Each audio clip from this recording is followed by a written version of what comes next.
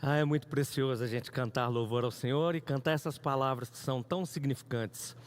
A gente canta coisas assim que vêm para dentro da nossa alma, é ou não é? Vem para a nossa mente e são coisas profundas. Porque a gente está cantando aquilo que é palavra de Deus, a gente está cantando orações e nós estamos falando direto com Deus. Essa é uma coisa extraordinária. A gente não está simplesmente cantando algumas canções por acaso. A gente está reunidos em nome de Jesus, na presença de Jesus, e a gente está falando com o Senhor, nós estamos falando com Deus, estamos cantando para Deus, falando com Ele, orando, e você está participando disso. Isso é muito precioso. Bem, minha gente, é o seguinte, a gente está continuando o que nós começamos na semana passada. Nós começamos na semana passada uma série de pregações, na verdade nem seria assim uma série de pregações. A gente começou a pregar e a explorar e refletir a partir do texto de João, capítulo 11, e a gente vai dar sequência hoje. Então, se você tiver sua Bíblia aí, abra comigo, por favor, João, Evangelho de João, capítulo 11, e acompanhe comigo aí essa leitura que a gente vai fazer. Como eu disse lá na semana passada, possivelmente alguns assistiram, alguns ouviram, outros não. Então, só deixando você por dentro, na semana passada eu expliquei um pouco desse episódio, que é um episódio assim, bem marcante, que é um episódio que mexe muito com a gente, que toca muito esse episódio aqui, especificamente do Evangelho, quando Marta e Maria mandam chamar Jesus, porque Lázaro estava doente, Lázaro estava mal, não é? E nós vamos ler o seguinte, já a gente vai ler a partir do versículo 17, mas só para chegar aí eu quero que você acompanhe comigo, o que vai acontecendo. Elas mandam chamar Jesus, Jesus recebe o recado, e elas chegam, e o recado chega para Jesus assim, olha, aquele que o Senhor ama está doente, está enfermo. Aquele que o Senhor ama, e há uma importância grande nisso, quando manda falar assim com Jesus, tinha uma expectativa em quem pede para falar assim com Jesus, e é óbvio, a maneira, o termo que é usado também tem uma expectativa por trás disso. E aí o que Jesus faz? Jesus espera um tempo, depois ele vai com os discípulos para lá, e ele, ao chegar lá, tem aquele encontro com Marta, Maria, e aí se desenvolve todo aquele processo que a gente vai ler agora, Evangelho de João 11, a partir do versículo 17. Vamos ler juntos? Aliás, eu vou ler e você vai acompanhar. Junto vai ser meio difícil. Mas se você estiver na sua casa aí, mesmo quem está por aqui. Olha, quando eu estou falando quem está por aqui, gente, é só o pessoal que está participando do louvor dessa produção e eu. Nós não temos público aqui, né? Nós estamos respeitando todo o protocolo que foi recomendado para as igrejas. Só para deixar claro isso. Então, João 11, a partir do versículo 17.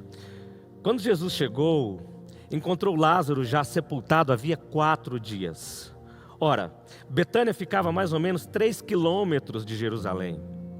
Muitos dos judeus vieram visitar Marta e Maria, a fim de consolá-las por causa do irmão. Marta, quando soube que Jesus estava chegando, foi encontrar-se com ele. Maria, porém, ficou sentada em casa. Então Marta disse a Jesus, se o Senhor estivesse aqui, meu irmão não teria morrido.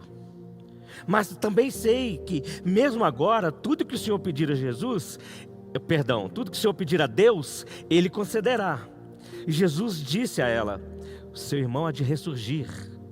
Ao que Marta respondeu, eu sei que ele há de ressurgir na ressurreição do último dia. Então Jesus declarou, eu sou a ressurreição e a vida. Quem crê em mim, ainda que morra, viverá.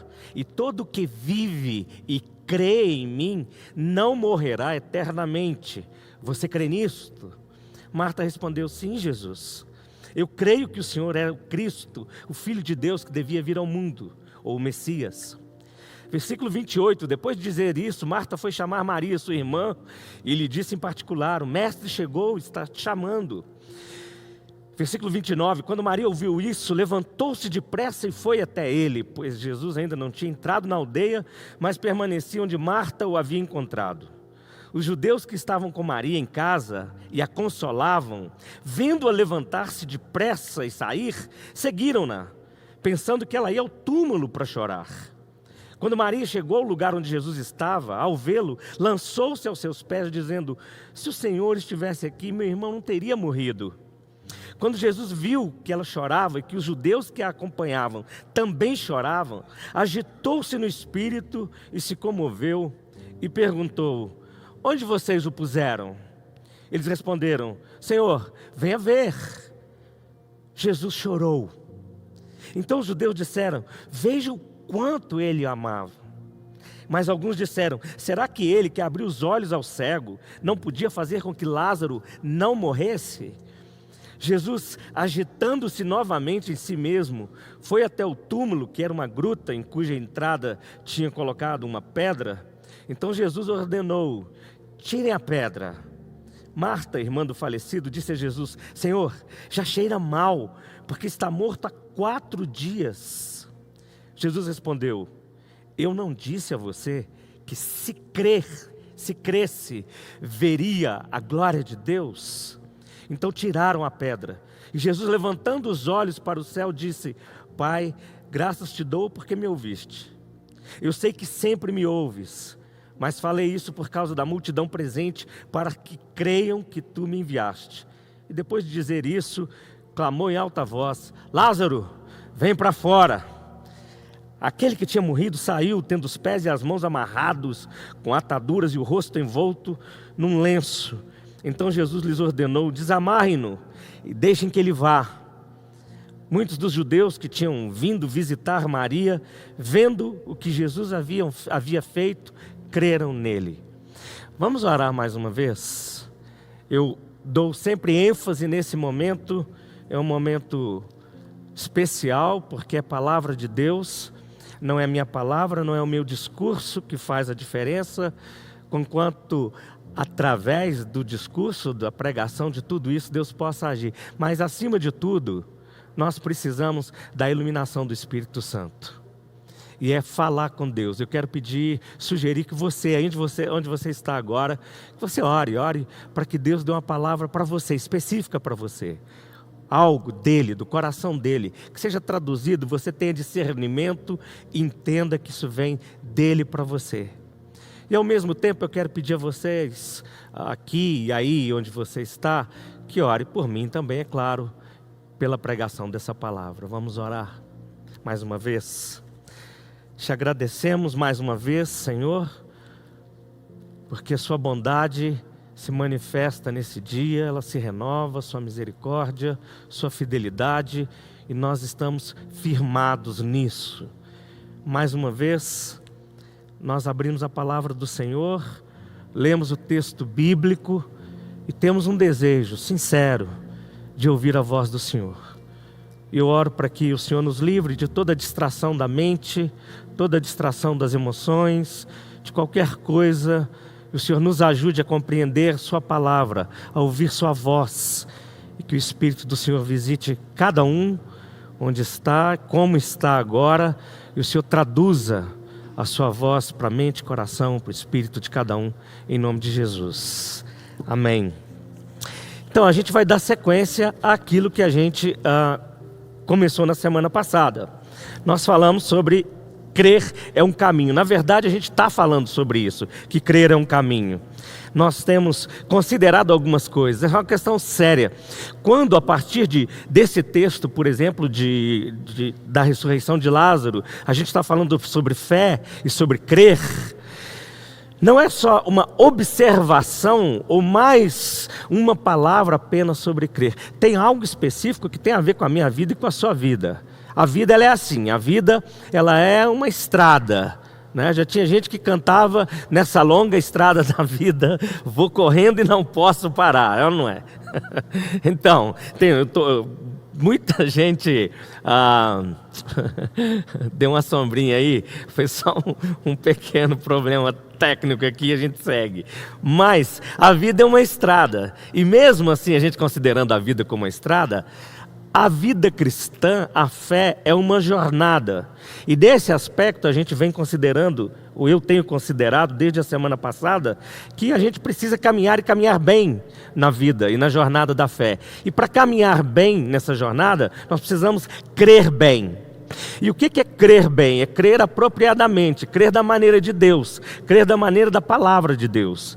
E a gente vive num mundo assim, que nós temos alguns polos, né, meio polarizado nesse aspecto, porque ou a gente crê, tem um desafio de crer conforme a cultura religiosa que predomina, vai exigir isso da gente, que a gente creia de uma certa forma, ou a gente vai ser bombardeado a nem crer, como a cultura de fora da fé, de fora da religião, vem estimulando, vem bombardeando a gente para não crer de forma alguma.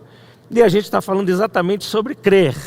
E esse episódio, a gente pode sempre ler esse episódio aqui, ficar ligado na ressurreição de Lázaro, pensar no personagem Lázaro, quando na verdade tem tantas coisas para nós. E mesmo nesse episódio da ressurreição aqui, não deixa de ser uma manifestação de amor de Deus para com Lázaro, com Marta, com Maria. E o mesmo que ele vem declarando isso para a gente no dia de hoje. De alguma forma, o amor de Deus continua sendo comunicado, né? E eu lembro de algo interessante que eu ouvi de uma pregação um tempo atrás, do D.A. Carson, quando ele estava dizendo o seguinte, olha, ele falava sobre essa pregação e ele dizia assim: quando eles mandaram chamar Jesus, aquelas mulheres que criam em Jesus, a primeira resposta de Jesus foi atrasar. A primeira resposta de Jesus foi demorar. E esse é um negócio que pega a gente na nossa cultura, não pega? Pega a gente nos dias de hoje. A gente vai orar, a gente vai clamar a Deus, a gente vai pedir a Deus uma intervenção na nossa vida. E se a gente pensar do ponto de vista assim, que uma resposta de Deus é não agir de imediato, esse já é um grande problema, esse já é um grande desafio para nós. Bem, na semana passada, falando sobre crer ser um caminho, eu disse que era um caminho de aprendizado. Então a fé, o crer, ele nos ensina em todas as circunstâncias. E eu fiz questão de destacar algumas coisas que elas são importantes aqui. Principalmente a palavra que João lida com ela, essa palavra crer, que vem do grego lá, da palavra grega pistel.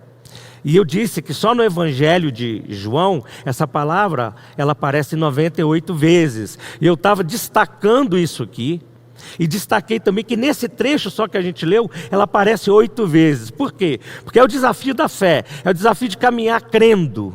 Então crer é um caminho de aprendizado, né? Enquanto nós cremos, nós vamos aprendendo. Cada vez que nós cremos, nós aprendemos. E cada prova que vem para a nossa fé nos faz aprender mais. Bom, hoje eu quero seguir numa outra temática. Se o crer é um caminho de aprendizado, hoje a gente segue falando que crer é um caminho de libertação. Crer é um caminho de libertação.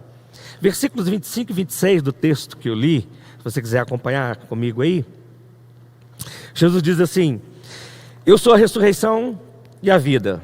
Agora preste atenção. Quem crê em mim, ainda que morra, viverá.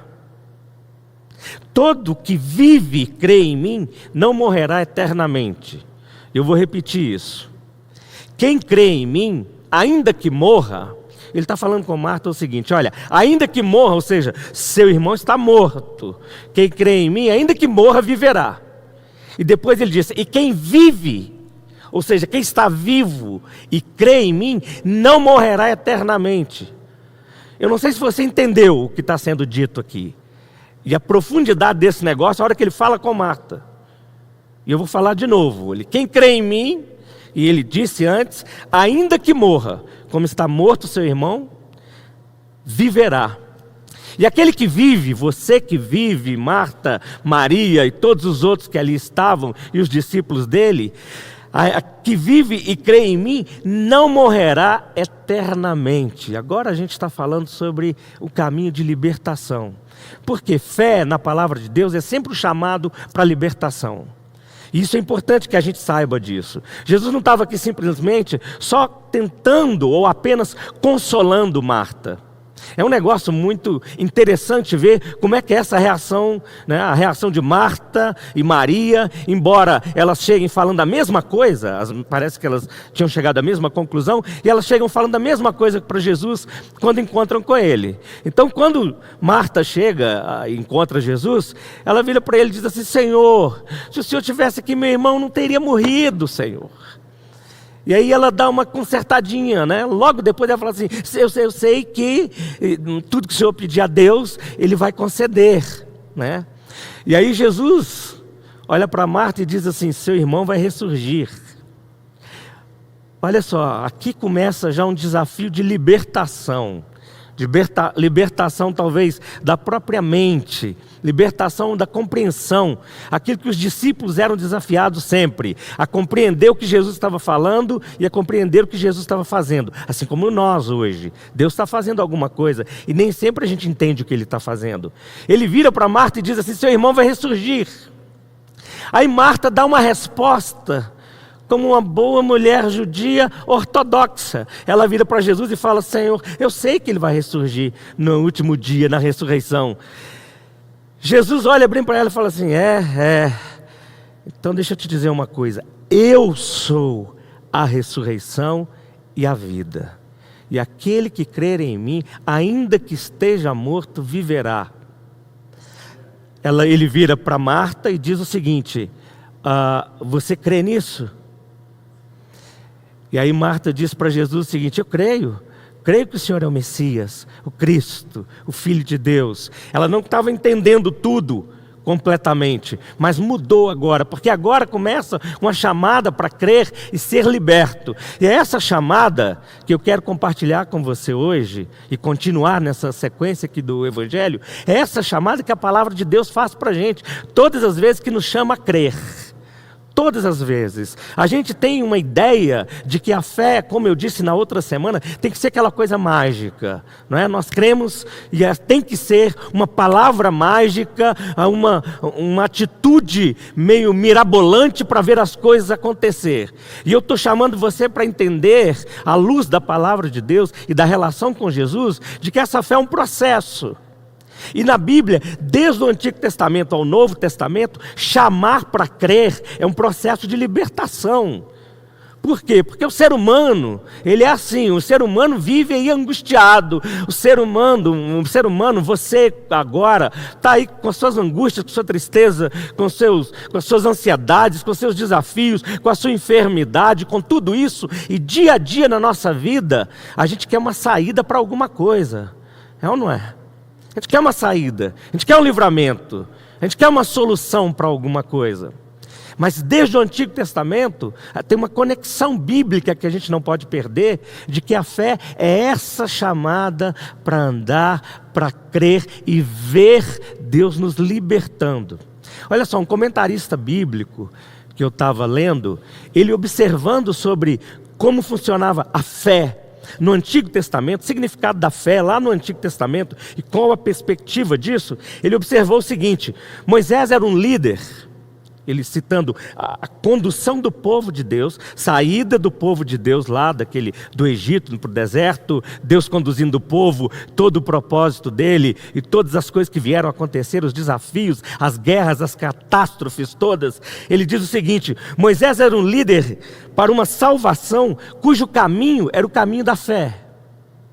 Moisés era o líder para uma salvação cujo caminho era o caminho da fé. Aí ele segue: os profetas se postaram no meio da catástrofe nacional como porta-vozes do Deus que os colocaram numa situação quase desesperadora. O que é isso? Deus colocou o povo para fazer aquela travessia, Deus colocou o povo diante de todos aqueles obstáculos, diante de todos aqueles desafios, porque Deus é o Deus que reina sobre todas as coisas e não perde o controle sobre nada. Amém, gente? Ele não perde o controle sobre nada. Então o que acontece? O comentarista segue dizendo o seguinte: a fé que se coloca diante do povo é o caminho da libertação da catástrofe para um futuro além do desastre. Eu não sei se você está conseguindo entender isso, Mas o que ele está dizendo lá da fé do Antigo Testamento é que ela é um caminho de libertação, que ela vai conduzir a libertação, que vai além do que a gente está vendo, mesmo passando no meio de um obstáculo grande, de lutas terríveis e de catástrofes. Essa fé em Deus, enquanto a gente estiver sendo guiado por Deus, seguindo os caminhos de Deus, nós vamos seguir adiante, passar por isso, e sem saber ainda o que virá, mas tendo plena convicção de que virá coisas melhores. E esse comentarista diz o seguinte, ele fecha essa observação dele falando assim, olha, a ideia de fé aqui é de se firmar na palavra de Deus a despeito de todas as aparências do contrário. E isso eu acho que já chama a gente para meditar e refletir um pouco mais, né? A gente acreditar em Deus, confiar na palavra dEle, estar firme na palavra dEle, ainda que as circunstâncias vão mostrar o contrário. Ainda que a gente ore e parece que a quantidade de gente infectada nessa cidade aumenta. Ainda que a gente ore e a economia não melhore, ainda que a gente ore e o emprego não apareça, a sua cura talvez de imediato não apareça, o que a gente está aprendendo com a palavra de Deus é, nós estamos orando, nós estamos crendo e Deus está agindo, sigamos crendo. Por quê? Porque enquanto isso, Deus está trazendo libertação para nós, Deus está trazendo libertação para outros e para outras circunstâncias. Deus está agindo através desse processo todo e de toda essa realidade. Agora é óbvio que quando a gente fala dessa fé e desse crer no caminho de libertação, não é algo passivo. A gente está falando de um crer que nos leva a agir. Porque crer é um chamado para a libertação. Então é chamado para a gente reagir, né? É como Maria, que quando ouve, levanta depressa e sai correndo para encontrar com Jesus, antes mesmo de Jesus entrar na aldeia. Isso, nesse trecho, é muito interessante, porque a Bíblia diz que Maria saiu correndo quando Marta deu o recado para ela, e aqueles que estavam lá com ela, que foram lamentar com ela, e naqueles dias, alguns devem lembrar disso, alguns devem saber, não sei se não todos, mas que naquele tempo ia gente lá para chorar, né? Tinha gente que era contratado profissionalmente, não só para chorar, até para tocar. Tinha quase uma banda tocando, tinha um grupo tocando, algumas coisas assim. E tinha aqueles que estavam lá para consolar, de qualquer forma, ajudar a chorar e ajudar a fazer o momento um pouco mais de lamento ali mesmo. E aí a Bíblia diz que Maria, quando ouve de Jesus, ela sai correndo, ela vai na direção de Jesus, ela é proativa nesse sentido. Mesmo Marta já tendo ido, ela vai também. E ela vai lá se encontrar com o Senhor. Ela não fica só parada esperando Jesus vir, ou esperando que as coisas aconteçam do nada. Como disse um comentarista bíblico, ele estava comentando sobre Hebreus capítulo 11, já que nós estamos falando de crer e de fé. Hebreus capítulo 11 é o texto que fala sobre fé no Novo Testamento, né? E ele comentando sobre Hebreus capítulo 11, ele diz o seguinte: a fé é o ato de compromisso da parte do crente. Ou seja, o crente aquele que crê, tem uma participação nesse processo. Deus chama, Deus liberta, mas Deus chama para a gente agir e para a gente reagir, não é? Então, quando a gente está falando de que crer é um caminho, e um caminho de libertação, não é uma libertação que a gente fica só parado e Deus está fazendo as coisas e a gente simplesmente não faz nada e deixa tudo acontecer. É Deus agindo, Deus nos chamando e a gente indo. Deus nos chamando e a gente vivendo. Deus nos chamando e a gente andando, né? É essa perspectiva de Deus, é essa perspectiva de fé em ação. Isso é mais ou menos como perdoar e amar. Crer é perdoar. Agora, é interessante que a gente lembre o seguinte, que perdão é libertação. Crer é amar, e amar é libertação. Então, o chamado da fé está sempre ligado, tem sempre uma conotação de libertação. Gente querida, você que está aí me assistindo, você que está aqui participando comigo, presta muita atenção nisso, por favor. Porque isso é sério, isso é para a sua mente, isso é para a sua alma. Nós estamos falando que crer em Deus, que voltar a atenção da nossa fé para Deus, é experimentar a libertação de coisas que estão profundas dentro de nós, mas que chama a gente a se mover na direção de Deus e a se mover na vida a partir disso. Todas as vezes que a gente tem, todas as vezes que a gente tem a nossa fé provada no caminho, como nós falamos na semana passada, como eu disse aqui sobre o caminho do aprendizado, a gente tem a oportunidade de ser liberto, todas as vezes. E olha só como é interessante, eu falo isso para você de coração para coração. Todas as vezes que a gente tem provação, que a gente tem problema, que a gente tem desafio, e a gente é chamado a crer em Deus naquele momento, por mais difícil que seja, por mais que a gente esteja assim, meio balançando, a hora que a gente crê, a gente aprende, a gente cresce naqueles momentos de crise, que a gente pensa que não vai aguentar, que a gente não vai dar conta, que o mundo todo está acabando, e a gente volta a nossa atenção, a gente volta a nossa confiança para Deus, Deus age, Deus tranquiliza, né? Deus vem, Deus age no nosso coração. Por quê? Porque Deus está chamando a gente para isso, para nos tornar cada vez mais livres. E aí eu quero conectar isso com essa liberdade, com obediência, porque não tem fé desconectado de obediência. A palavra de Deus deixa isso de maneira clara. Essa é uma concepção que já vinha desde o judaísmo, ninguém falava na linguagem dos hebreus, dos judeus, de forma alguma, ninguém falava em fé sem ligar isso com obediência, ou colocar essa fé em ação. Tem um médico, escritor cristão suíço, famoso, o Paul Tournier.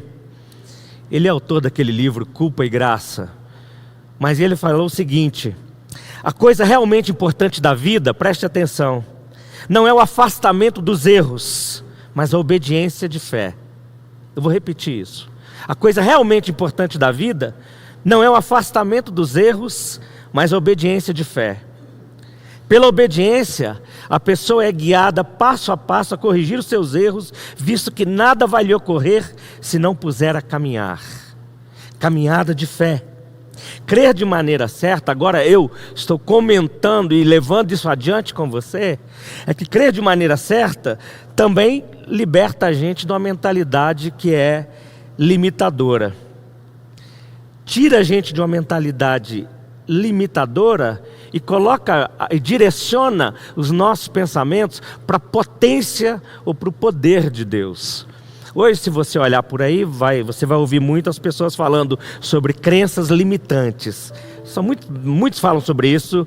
Gente que está aí trabalhando com planejamento estratégico, gente que está trabalhando com coaching, com psicoterapia de várias formas.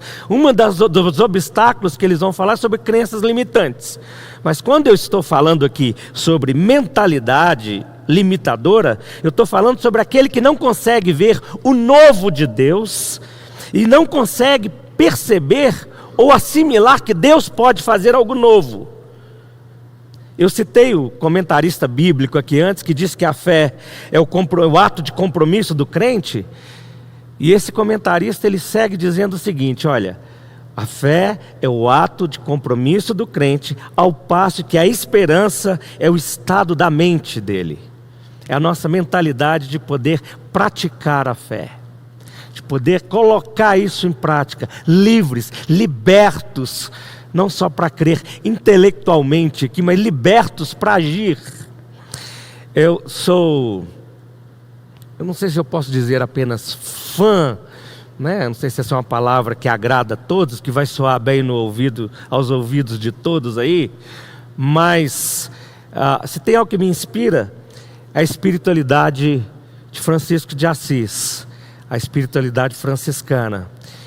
E aí tem um camarada, o John Michael Talbot, que escrevendo sobre o Francisco de Assis, ele disse o seguinte: o primeiro passo de fé que o Francisco de Assis deu na vida dele foi beijar um leproso. Eu lembro disso sempre. John Michael falando isso. O primeiro passo de fé que ele deu na vida dele foi beijar um leproso. Quando ele teve a experiência com o Evangelho, de que ele deveria renunciar a tudo, largar tudo, para abraçar o Evangelho, para ser de Jesus, para cuidar das pessoas e amar como Jesus amou, ele percebeu quando passava num lugar e tinha um leproso que vinha pedindo alguma coisa para ele, ele abraça e beija o leproso. E a partir dali, ele vai se vendo cada vez mais livre para ser de Jesus, para ser gente de Deus, para ser alguém que nos inspira até hoje, né? E foi livre e comunicou o amor de Deus. Isso me inspira, isso me inspirou e continua me inspirando muito. Deixa eu contar uma história para você. Já contei isso para algumas pessoas, já contei para as pessoas da igreja.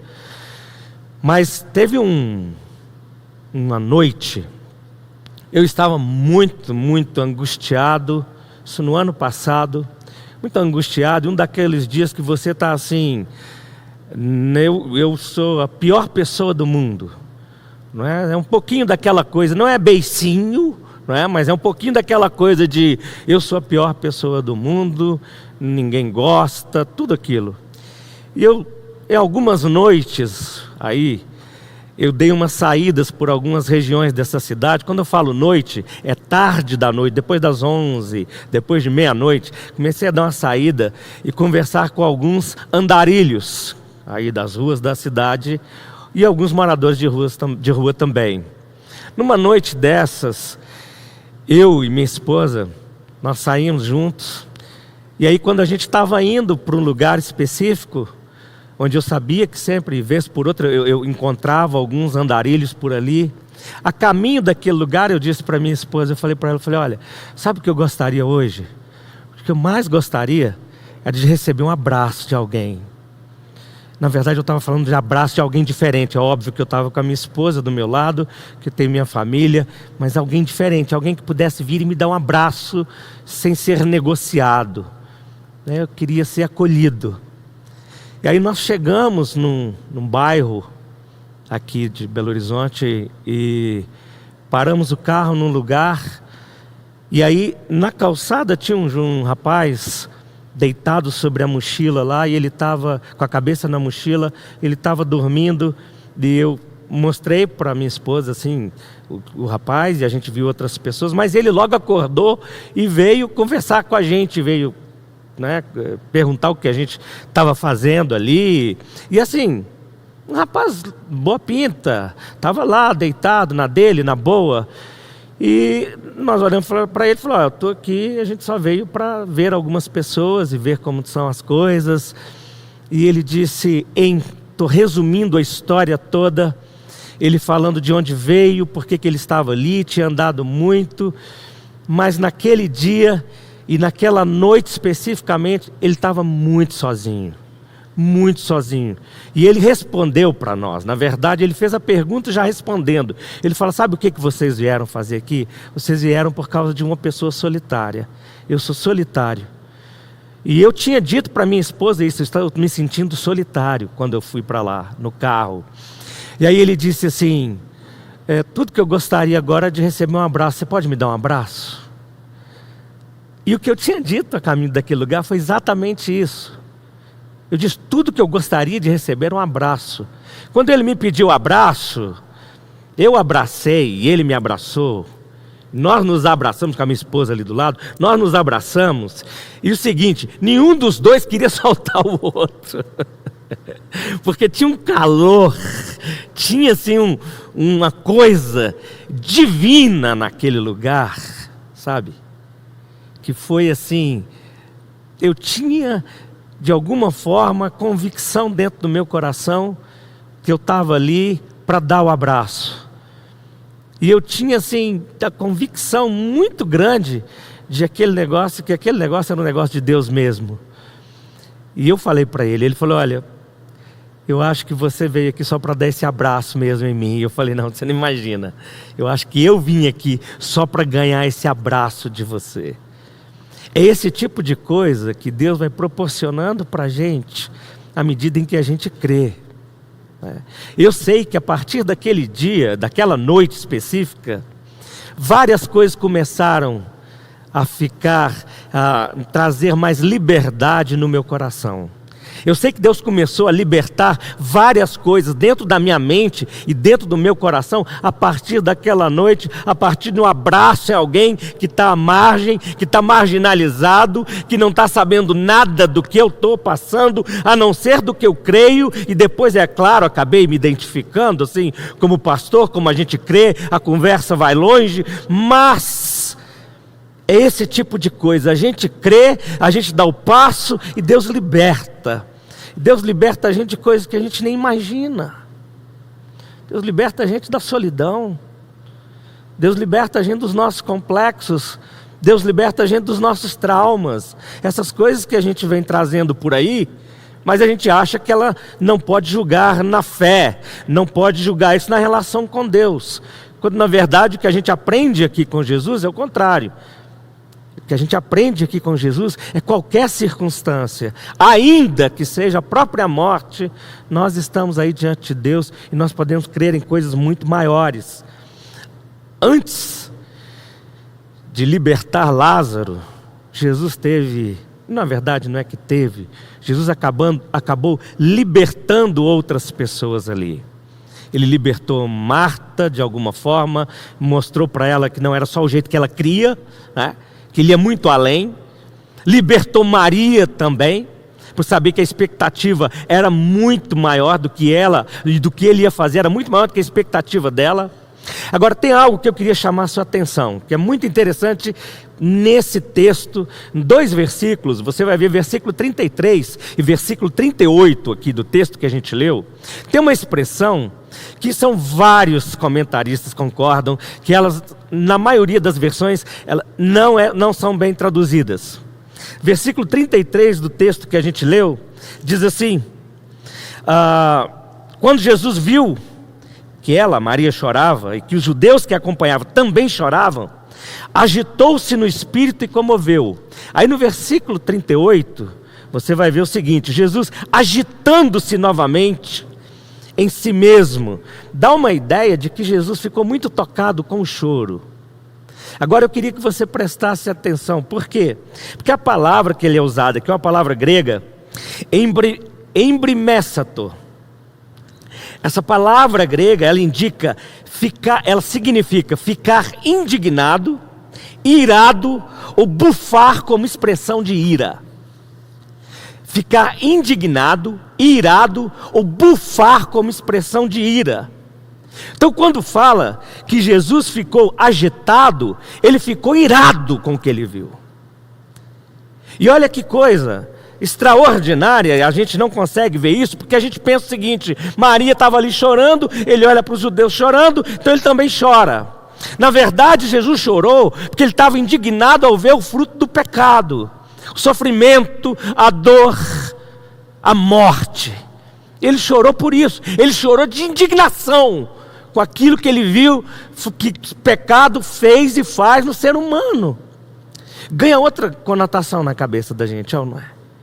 A gente deixa de achar que Jesus só deu aquele chorinho assim, do nada, e passa a entender que Jesus ficou indignado, ficou com raiva, ficou irado.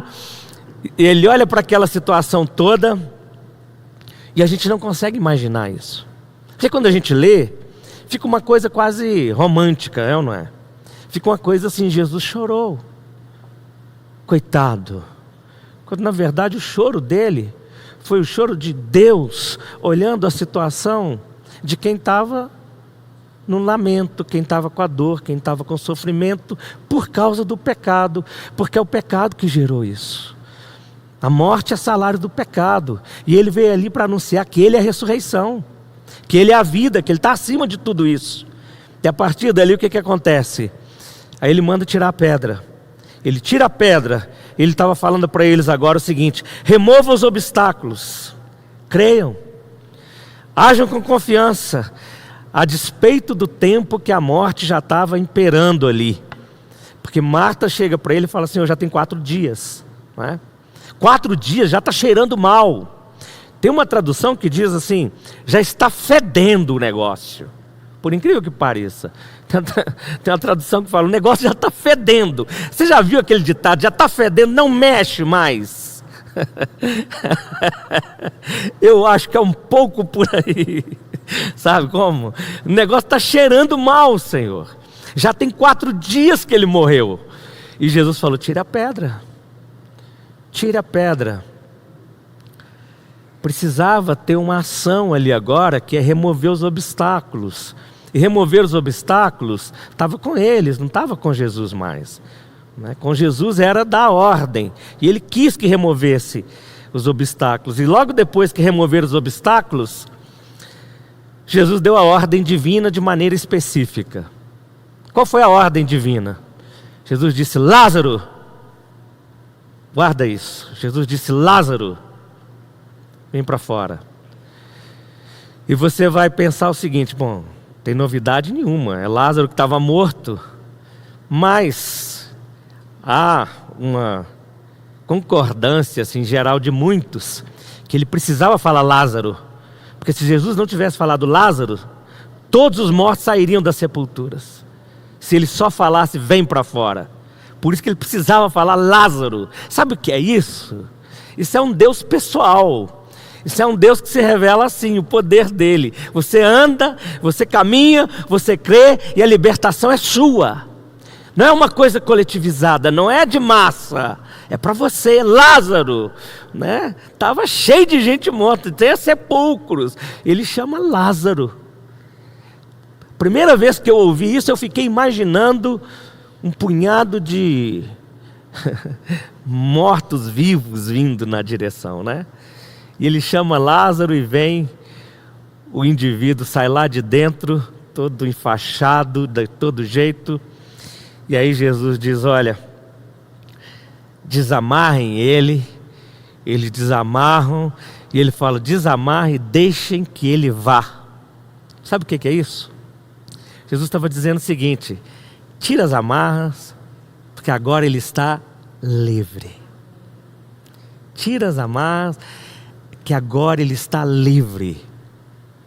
Você vai poder ler sobre isso, ler comentários bíblicos. Você não vai saber mais nada de Lázaro, o que ele falou, o que ele não falou, depois disso aqui.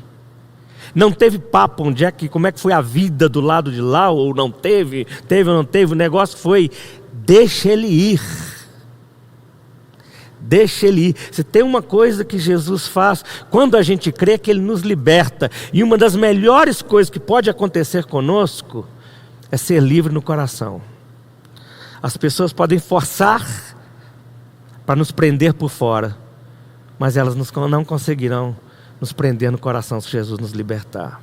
Ser livre. Podem fazer o que for, podem perseguir, podem falar, podem te torturar, mas se Jesus te libertar, é o que diz a palavra de Deus: se pois o Filho vos libertar, verdadeiramente sereis livres. Para fechar, minha gente,